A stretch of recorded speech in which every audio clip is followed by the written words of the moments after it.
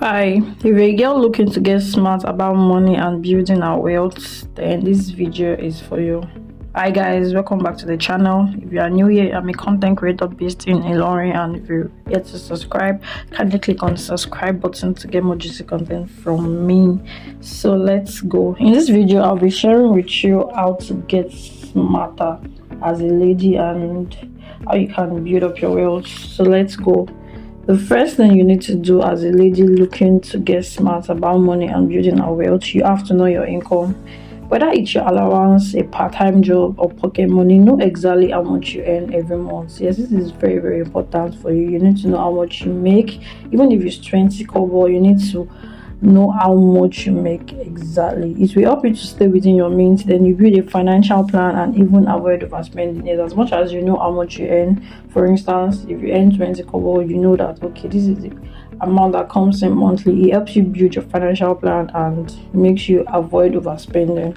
The next tip for you is to collaborate. Building your wealth doesn't have to be a solo project. You build with your girls too. Yes, be open. Have good girls that can help you through your financial dreams. Having good girls that you plan, you make plans, you stick to a saving plan, you make investment together. It really helps you build your wealth. Have serious conversations about investment and saving plans. You can all divert some of your efforts to and hold each other accountable for those financial commitments. Having friends you can grow together can make or mar you. Having friends that you have the same dreams can also make you build your wealth faster. Another tips you need to know is the economy isn't smiling anymore, and things are now at the point where you cannot depend on just one source of income. Yes, like I used to say, like having one source of income is no longer enough. You have to diversify your income streams, leverage on those skills of yours, and have a side also. You keep you afloat when also doesn't work out. Yes, this is one of the best thing I did for myself. I've waited so long to be able to make this video because I actually want to be able to relate to most of these things. Last year I depended solely on a source of income, and as much as I can say, it didn't really, at the point I got so overwhelmed with bills and all of that. I had a better understanding of having more, even though I don't have more than an extra source of income, like, but at least I know that I'm getting somewhere. If my plan A doesn't work, then I can stick to my plan B. So lady looking to grow wealth, you need to have as much as you can, even if it's 5, 6, 7. Like they used to say, jack of all trade, master of none, but it's no longer that way. Jack of all trade is actually master of all. Yes, another tip you need to look at is start saving early. Even if it's just a small amount, just start saving at least 10% of whatever money you get. This is one thing I got to know growing up. My dad used to be an advocate of saving. I remember there was a point I was actually working as a teacher in a private school, and I was earning not up to 30,000. And my dad used to tell me that, Kofo, no matter how much you earn, no matter how little you earn, just try to take out, even if it's 1 naira, she tried to take out of that your salary, so that at least you can have something to fall back on. And that is a very, very good advice. Like I've gotten over the years, I'm actually very big on savings. Like no matter how little it is, at the end of the year, at the end of the day, it is something you can fall back on. And of course, during my period as a teacher, I was able to save a substantial amount of money that helped me when I first got admission into the Kwara State Polytechnic. So as a lady or as a woman looking towards building wealth, you need to be able to start saving early. No amount is small. Like I said, yeah, you start, the more you build wealth that allows for more freedom, whether it's retiring early, scaling back your hustle, or pursuing what you enjoy doing.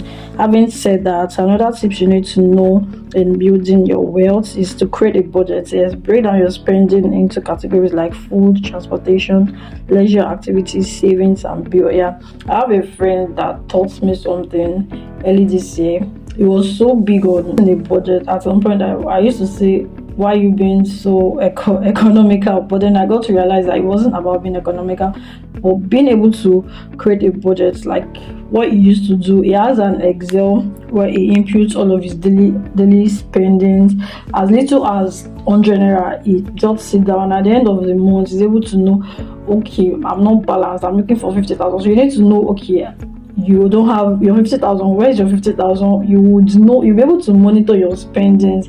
As much as you feel like it's actually crap, like I thought it was crap, moving on, I realized that it was actually a very, very good thing.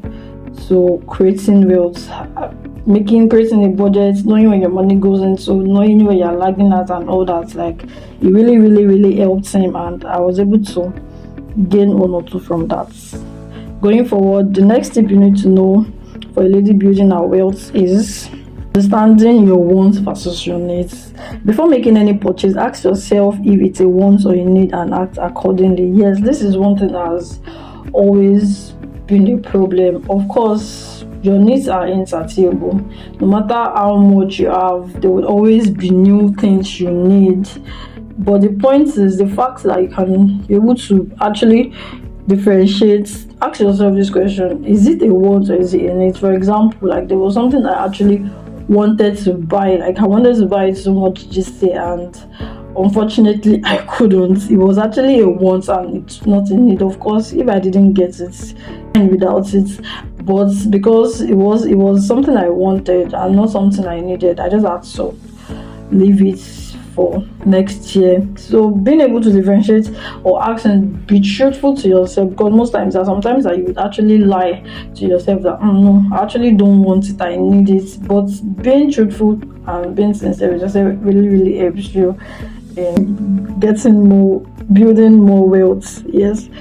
Having said that, another thing you need to look at wealth is to avoid debt. People often lie to themselves and make excuse for failure, which is that before you can make it, you have to incur. Nobody's saying you shouldn't incur debt, but if you don't have the money for something, do not buy it. That's the truth. There's no award for you. Do not have to okay, you want something that you don't have the money, you just have to overlook. You don't have to kill yourself or break the bank because you want a particular lifestyle. Once you cannot afford it, just let it go. Avoid borrowing money from people unless you are sure you can pay back. Again, avoid owing money. Yes, avoid it like a plug. I saw a video about somebody said the greatest mistake she made in her life was borrowing money, and even when she started getting back on her feet, he actually kept coming back as a reminder for her to repay those loans. And as much as she was getting closer to her financial growth, the debt actually kept throwing her backward. So no matter how much money, if you do not have the money for something, you do not buy it. Avoid it. Don't try to get yourself into debt. It can only reduce your chances of building wealth. So do not buy it if you do not have the money. Another thing we need to look at is set financial goals. Yes, whether it's saving for a gadget, a gift, a vacation, a new wig, or even for a course, write them down and break them into smaller steps so you can track your progress. Yes, one thing you used to realize was when I want to get something, I just close my eyes. Okay, let me just close my eye and get it. Then at the end of the day, it makes me go broke completely. Financial goal truly. For instance, you want a new wig, you can as well start saving for it from like January. You can as well start saving for as little as maybe 10k in a month. Then by the time you are getting the wig, it won't get you broke completely. At least you know that okay, you were just saving it, you were keeping it somewhere, and doing that will make you be on your goal to building your wealth. Then another thing we need to look at is build an emergency fund. There's a difference between having savings and having an emergency fund. Save a little extra for unexpected expenses. Aim for at least 2 to 5 months of expenses saved up in case of emergencies. Yes, for instance, I have different bank accounts for sure, but I have a particular bank account that whenever I check the balance and I'm seeing the balance is below 30k, I already know that I'm broke, and that's when my emergency fund goes in.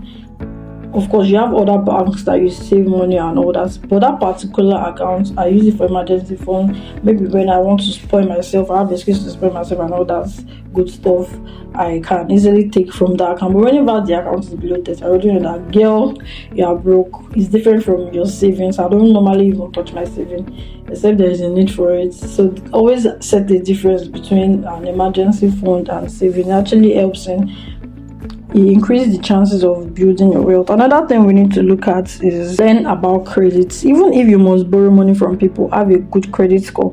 This means borrowing money with a promise to pay back, usually with interest, and actually sticking to the timeline of your promise. If you're borrowing, okay, as much as we know that you do not want to borrow debt, but even if you must do it, be true to your words. If you say you are giving this person back after 1 month, make sure that you are able to pay it within that 1 month, or you actually have a way to pay it. For instance, you do not have a job and you want to borrow a loan. How are you supposed to pay back? Where are you supposed to lay money to pay back?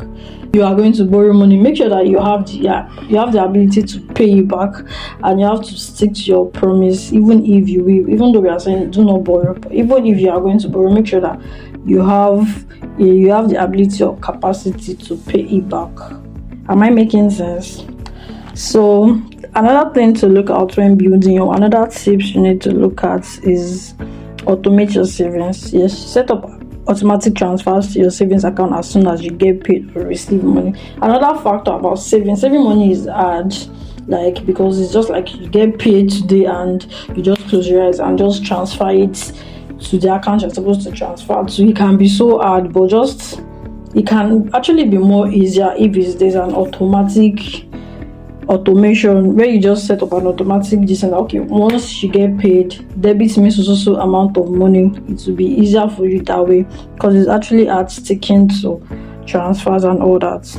This makes it easier for you to flee from the temptation of not saving. Yes, you might just excuse yourself that there are sometimes that I would actually not save for a particular month, and I would just tell myself, girl, you've tried, you already have to do some amount, just rest, just enjoy this month.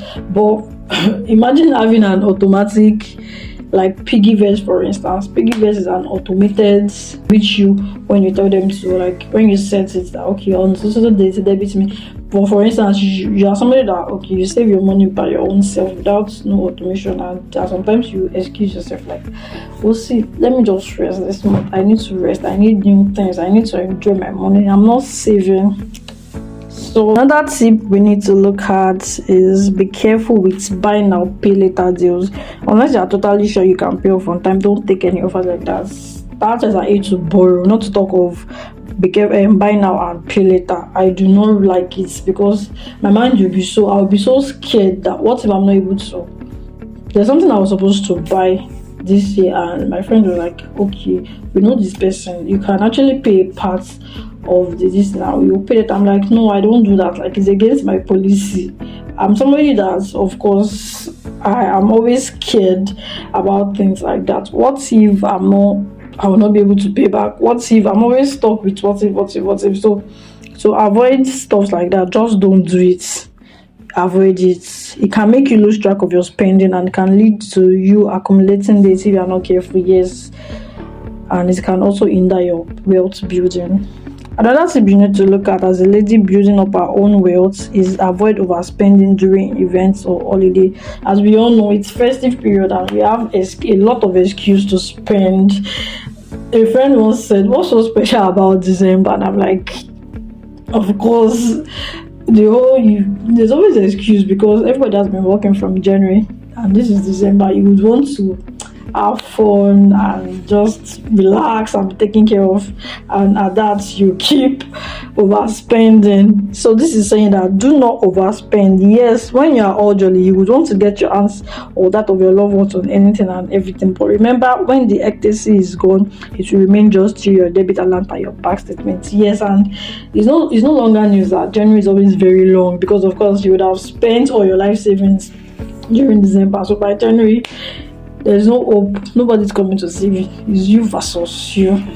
So let's go to the you need to look at. Learn how to negotiate. Practice negotiating for better deals, whether it's on a purchase, a job offer, or even your salary. The greatest skill our mother taught us was negotiation skills, because I'm sure we all have the idea of how we feel like going to the market with your African mom, and then a buyer tags a price at 20,000 and your mom goes ahead to say Sheko buy 5,000. I'll be so embarrassed.